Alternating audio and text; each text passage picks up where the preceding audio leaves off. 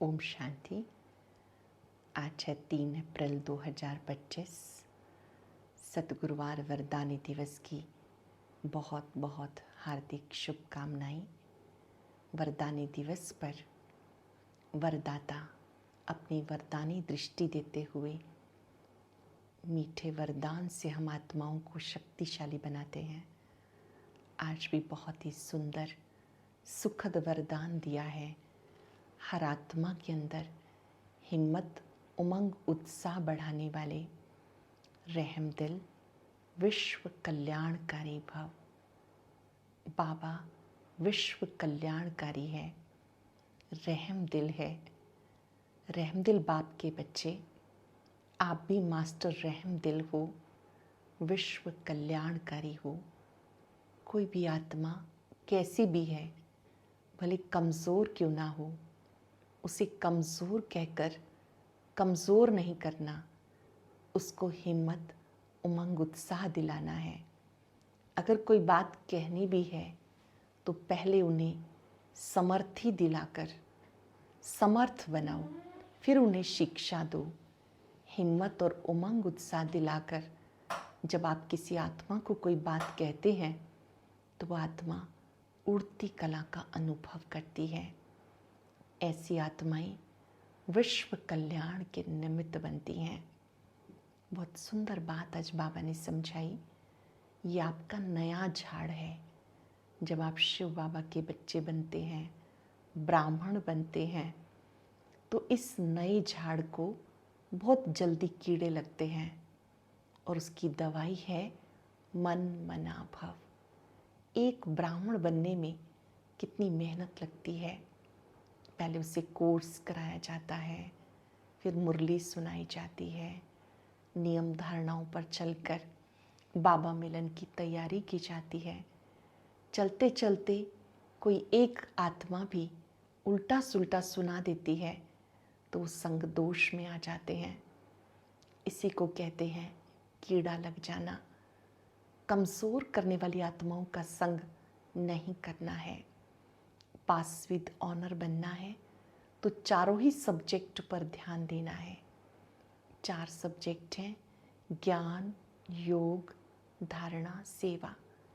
कोई ऐसी आत्माएं हैं कि वो स्थूल सब्जेक्ट से बहुत दुआएं प्राप्त करती हैं। ये सब्जेक्ट भी बहुत अच्छी है, बहुतों को सुख देना। बाबा ने याद किया भंडारी दादी को, भोली भंडारी। भोली दादी जी को बाबा कहते थे। उनके पास कोई कभी भी जाता था, उसी समय वो उनको कुछ ना कुछ चीज़ जो उनको चाहिए ज़रूर देती थी। जैसे उनकी भंडारे में ड्यूटी थी, किसी को रात्रि के समय भी भूख लगी है, कोई दिक्कत है, तो दादी जी कहते थे चलो ये भोजन लेके जाओ, ये नहीं चाहिए तो चलो खिचड़ी लेके जाओ। लेकिन किसी को भी खाली नहीं भेजते थे। सामने वाले को संतुष्ट करना ये उनकी मुख्य विशेषता थी। तो बाबा ने कहा ये सुख पहुंचाना ये भी आपका एक सब्जेक्ट है। ज्ञान योग में पूरा होशियार बनना है, समझदार बनना है, लून पानी नहीं होना, खीर खंड होकर रहना है। मनसा वाचा कर्मणा सबको सुख पहुंचाना है। आज चलते फिरते ये स्मृति रहे, बाबा से दृष्टि लेते हुए मैं विश्व कल्याणकारी आत्मा हूँ। अपने मधुर बोल से, शुभ भावनाओं से सबका उमंग उत्साह बढ़ाते रहना है, वरदान देते रहना है। विश्व कल्याणकारी भव। सुनते हैं बाबा के मधुर बोल। ओम शांति, ओम शांति। Good morning. आज हम सुनते हैं 3-4-25 के अनमोल मधुरमा वाक्य। बाबा कहते मीठे बच्चे, तुम्हारा ये नया झाड़ बहुत मीठा है। इस मीठे झाड़ को ही कीड़े लगते हैं। कीड़ों को समाप्त करने की दवाई है मन मना भाव। मन मेरी याद में लगाओ। प्रश्न है, पास विद ऑनर होने वाले स्टूडेंट की निशानी क्या होगी? वह सिर्फ एक सब्जेक्ट में नहीं, लेकिन सभी सब्जेक्ट पर पूरा पूरा ध्यान देंगे। स्थूल सर्विस की भी सब्जेक्ट अच्छी है, बहुतों को सुख मिलता है, इससे भी मार्क जमा होती है। लेकिन साथ साथ ज्ञान भी चाहिए तो चलन भी चाहिए। दैवी गुण पर पूरा टेंशन हो, ज्ञान योग पूरा हो, तब पासवितानर हो जाएंगे। गीता न वो हमसे जुदा होंगे न उल्फत दिल से निकलेगी। ओम शांति। बच्चों ने क्या सुना? बच्चों की किसकी दिल लगी हुई है? दिल किससे लगी हुई है? गाइड से। गाइड ने क्या दिखाते हैं? स्वर्ग में जाने का गेट खोलते हैं शिव बाबा। बच्चों को नाम भी दिया गेट वे टू हेवन। स्वर्ग का फाटक कब खुलता है? अभी तो हेल है, नरक है। हेवन का फाटक कौन खोलते और कब? ये तुम बच्चे जानते हो। तुमको सदैव खुशी रहती है। हेवन में जाने के लिए रास्ता तुम बच्चे ही जानते हो। मेले प्रदर्शनी द्वारा तुम ये दिखाते हो कि मनुष्य स्वर्ग के द्वार कैसे जा सकते हैं। चित्र तो तुमने बहुत बनाए। बाबा पूछते हैं, इन सब चित्रों में कौन सा ऐसा चित्र है जिससे हम किसको भी समझा सकें कि ये है स्वर्ग में जाने का गेट। गोले सृष्टि चक्र के चित्र में स्वर्ग में जाने का गेट है। सिद्ध होता है यही राइट है। ऊपर में उस तरफ है नरक का गेट, इस तरफ है स्वर्ग का गेट। बिल्कुल क्लियर है। बीच में संगम दिखाया, यहाँ से सब आत्माएं जाती हैं शांति धाम, फिर आती हैं स्वर्ग में। ये गेट है। सारे चक्र को भी गेट नहीं कहेंगे। ऊपर में जहाँ संगम दिखाया वो है पूरा गेट, जिससे आत्माएं निकल जाती फिर नई दुनिया में आती हैं। बाकी सब शांति धाम में रहते हैं। कांटा दिखाता है ये नरक है, ये स्वर्ग है। सबसे अच्छा फर्स्ट क्लास समझाने का ये चित्र है। बिल्कुल क्लियर है, गेट वे टू हेवन। ये बुद्धि से समझने की बात है। अनेक धर्मों का विनाश, एक सत्य धर्म की स्थापना होती है। तुम जानते हो हम सुख धाम में जाएंगे तो बाकी सब शांति धाम में चले जाएंगे। गेट तो बड़ा क्लियर है। ये गोला ही मुख्य चित्र है। इसमें नरक का द्वार, स्वर्ग का द्वार बिल्कुल क्लियर है। स्वर्ग के द्वार में जो कल पहले गए थे वही जाएंगे ज़रूर। बाकी सब शांति द्वार चले जाएंगे, अर्थात शांति धाम चले जाएंगे। फिर नरक का द्वार बंद हो, शांति और सुख का द्वार खुलता है। सबसे फर्स्ट क्लास चित्र ये है। बाबा हमेशा कहते हैं त्रिमूर्ति, दो गोले और ये चक्र फर्स्ट क्लास चित्र हैं।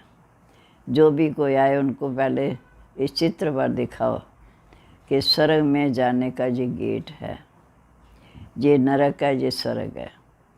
नरक का भी विनाश होना, मुक्ति का गेट अर्थात शांति धाम जाने का गेट खुलता है।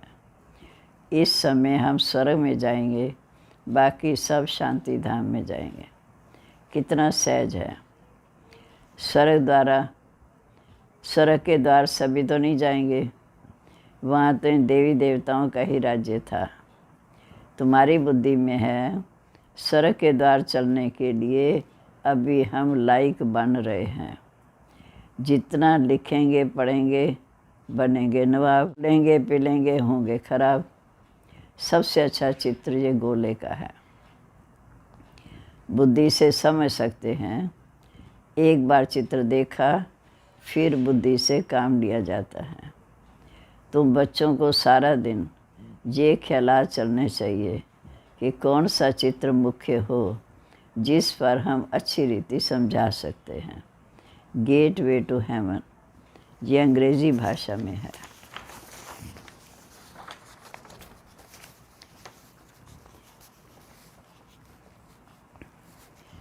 अभी तो अनेक भाषाएं हो गई।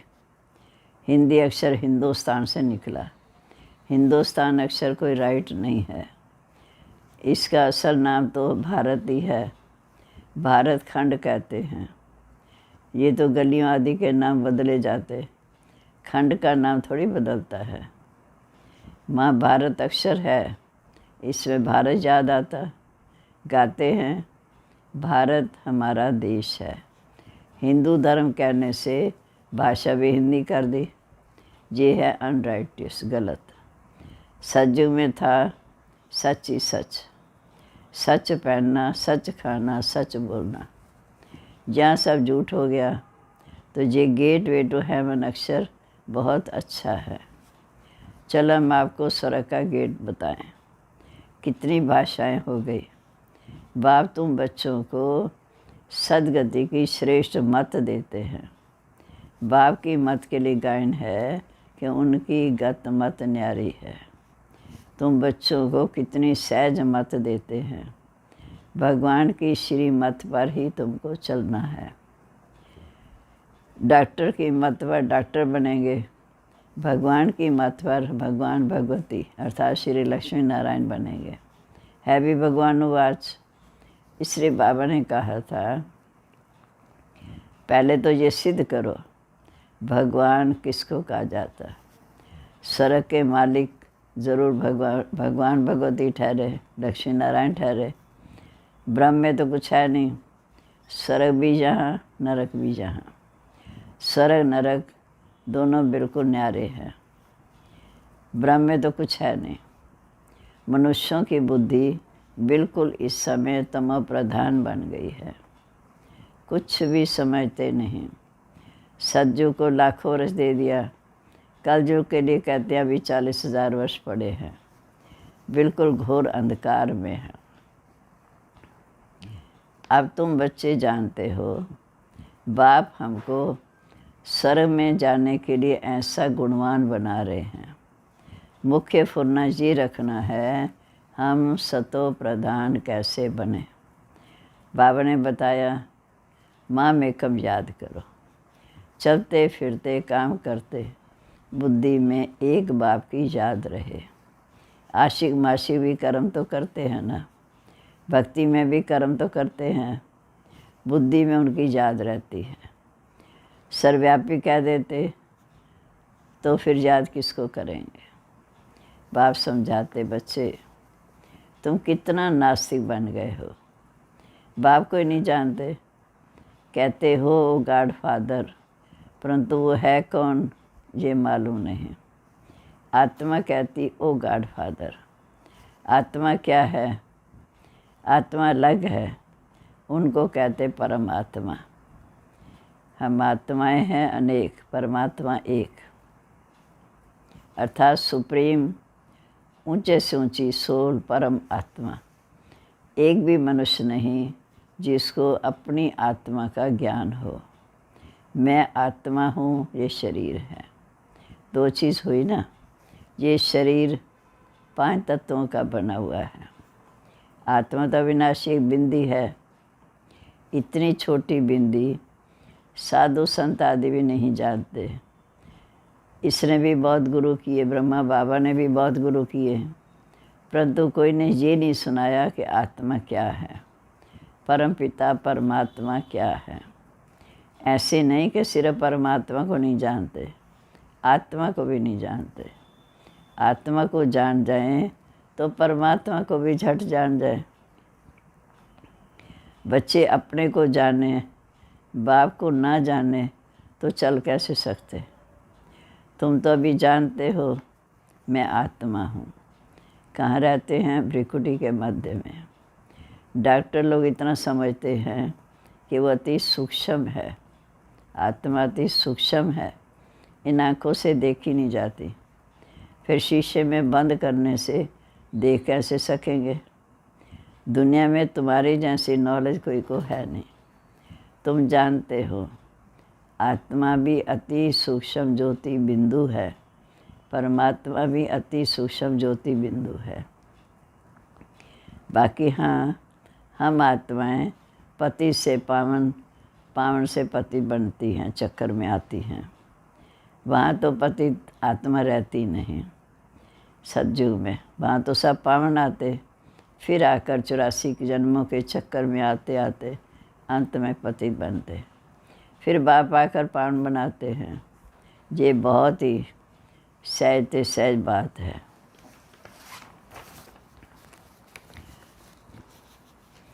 तुम जानते हो हम आत्मा 84 जन्मों का चक्कर लगाकर अंत में तमो प्रधान बने। हम ही पूरे 84 जन्म लेते, एक ही बात नहीं है। बाप कहते मैं समझाता तो इनको हूँ, अर्थात ब्रह्मा को सुनते तुम हो।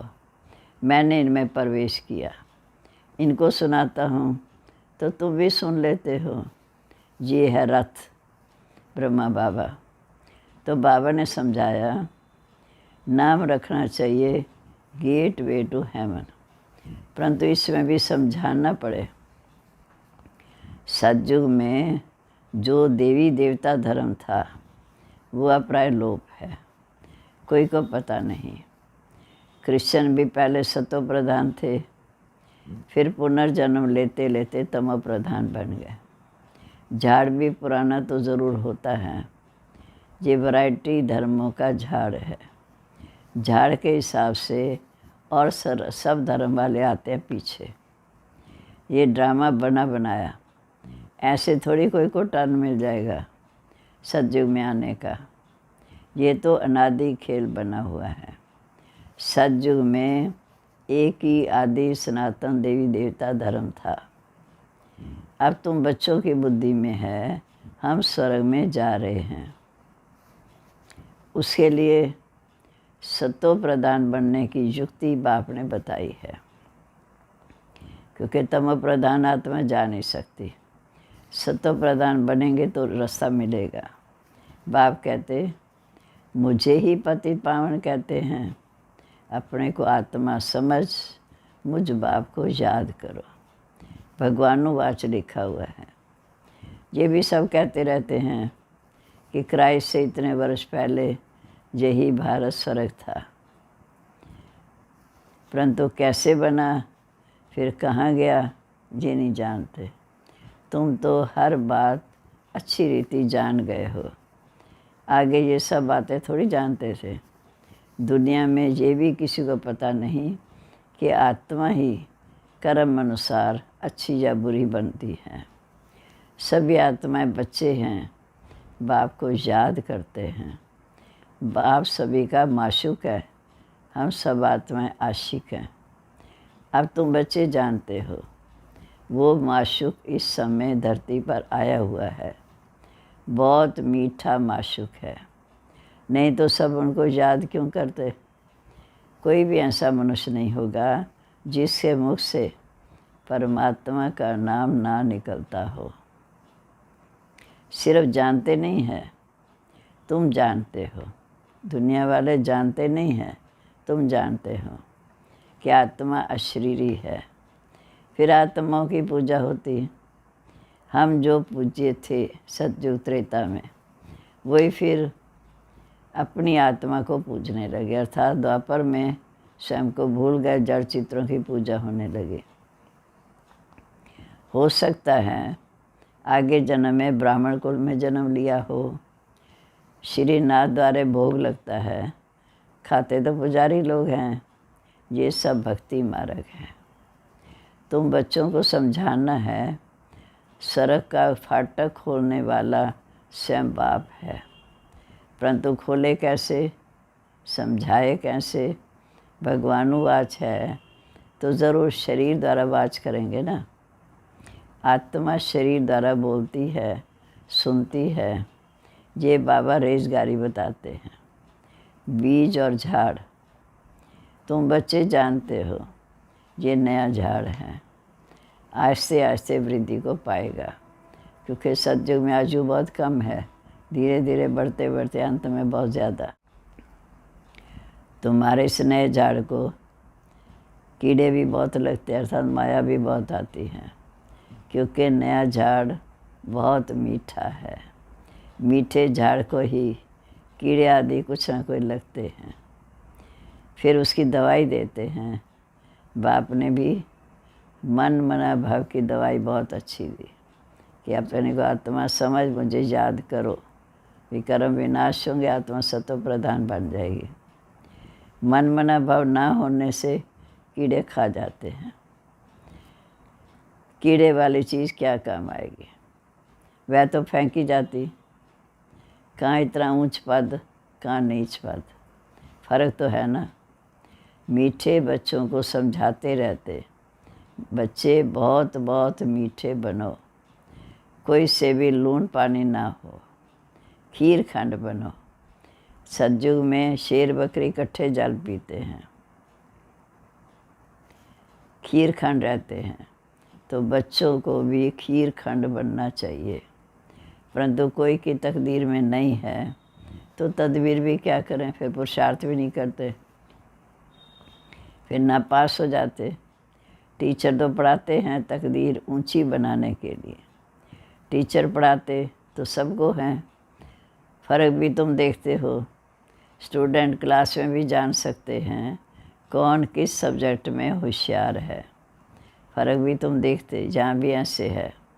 स्थूल सर्विस की भी सब्जेक्ट तो है ना, जैसे भंडारी है, भोली दादी, बहुतों को सुख मिलता है, कितना सब उसको याद करते हैं। ये तो ठीक है, इस सब्जेक्ट से भी मार्क्स मिलती है, बहुत अच्छी सेवा करती तो सबकी दुआएं मिलती। लेकिन पासित ऑनर होने के लिए सिर्फ एक सब्जेक्ट नहीं, सब सब्जेक्ट में पास होना है, उनमें पूरा ध्यान देना है। इसके लिए ज्ञान भी चाहिए, चलन भी ऐसी चाहिए, दैवी गुण भी चाहिए, अटेंशन रखना है। अच्छा है, भंडारी के पास कोई भी आए तो कहे मन मना भाव, शिव बाबा को याद करो तो विकर्म विनाश होंगे और तुम स्वर्ग के मालिक बन जाएंगे। बाप को याद करते औरों को भी परिचय देते रहो। ज्ञान योग तो चाहिए, बहुत इजी है। मुख्य बात है ये अंधों की लाठी बनना, अर्थात दूसरों को सत्य मार्ग दिखाना। प्रदर्शनी में भी किसको ले आओ, चलो हम आपको स्वर्ग का गेट दिखाएं, ये है नरक, ये है स्वर्ग। बाप कहते बच्चे मुझे याद करो, पवित्र बनो तो तुम पवित्र दुनिया के मालिक बन जाएंगे। मन मना भाव हो, वो तुमको गीता सुनाते हैं। इसलिए बाबा ने ये चित्र बनाया कि गीता का भगवान कौन, स्वर्ग का गेट कौन खोलते हैं। खोलता तो स्वयं शिव बाबा, श्री कृष्ण उस गेट से पार होते हैं। मुख्य चित्र दो हैं, बाकी तो रेसगारी। बच्चों को बहुत बहुत मीठा बनना है, आपस में प्यार से बात करनी है, मनसा वाचा कर्मणा, सबको सुख देना है। देखो भंडारी सबको खुश करती है तो उसके लिए सौगात भी ले आते हैं। ये भी सब्जेक्ट है ना, सौगात आकर देते हैं। वो कहती हम तुमसे क्यों लूँ, फिर तुम्हारी याद आएगी, क्योंकि जिसकी चीज़ पहनेंगे उसकी याद आएगी। शिव बाबा के भंडारे से मिलेगा तो हमको शिव बाबा की याद रहेगी। अच्छा, मीठे मीठे सिक्के लदे बच्चों प्रीत, माता पिता बाप दादा का याद प्यार, गुड मॉर्निंग। रूहानी बाप की रूहानी बच्चों को नमस्ते। हम रूहानी बच्चों की रूहानी बाप दादा को नमस्ते। नमस्ते बाबा, गुड मॉर्निंग। शुक्रिया बाबा, शुक्रिया, हमारे लिए स्वर्ग बना रहे हैं, स्वर्ग का मालिक बनाने के लिए हमें लायक बना रहे हैं। अब धारणा के लिए मुख्य सार, पहली पॉइंट, अपनी ऊंच तकदीर बनाने के लिए आपस में बहुत बहुत खीर खंड होकर रहना है, मीठा होकर रहना है, कभी लून पानी नहीं होना। सभी सब्जेक्ट में पूरा अटेंशन देना है। दूसरा, सद्गति के लिए बाप की जो श्रीमत मिलती है उस पर चलना है, और सबसे श्रेष्ठ मत, सबको श्रेष्ठ मत ही सुनानी है। स्वर्ग में जाने का रास्ता दिखाना है। अब आज का वरदान, आज वरदानी दिन, प्यारे बाबा का वरदानी हाथ सिर पर रखते हुए ये अनुभव करेंगे। हर आत्मा को हिम्मत उल्लास दिलाने वाले रहमदिल विश्व कल्याणकारी भव। हर आत्मा को हिम्मत उल्लास दिलाने वाले रहमदिल विश्व कल्याणकारी भव।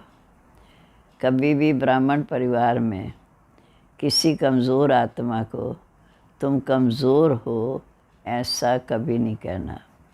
आप रहमदिल विश्व कल्याणकारी बच्चों के मुख से सदैव हर आत्मा के प्रति शुभ बोल निकलने चाहिए, दिल शिकस्त बनाने वाले नहीं। चाहे कोई कितना भी कमज़ोर हो, उसे इशारा या शिक्षा भी देनी है तो पहले समर्थ बनाकर, शक्ति भरकर फिर शिक्षा दो। पहले धरती पर हिम्मत और उत्साह का हाल चलाओ, फिर बीज डालो तो सहज हर बीज का फल निकलेगा। इससे विश्व कल्याण की सेवा तीव्र हो जाएगी। स्लोगन है, बाप की दुआएं लेते हुए सदा भरपूरता का अनुभव करो। बाप की दुआएं लेते हुए सदा भरपूरता का अनुभव करो। ओम शांति। अब आज का अव्यक्त इशारा और ज्ञान मोती भी अवश्य सुने।